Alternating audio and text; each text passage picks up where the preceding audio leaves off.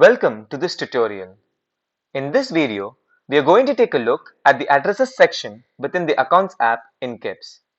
Once the user navigates to the Accounts application, he or she can click on the required account from the landing page.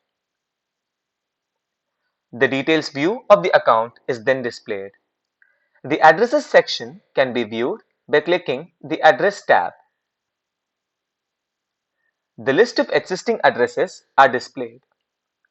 A new address can be created by clicking on the Create Address button. Once the mandatory fields are filled,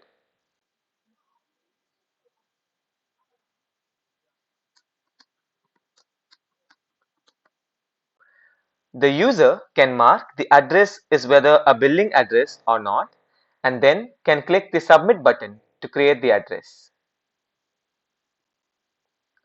The user can edit an existing address by clicking on the Edit option from the list of options displayed. The changes made are successfully updated. The user can delete the address by selecting the Delete button. This is how the Addresses section works within the Accounts app. Thank you for watching.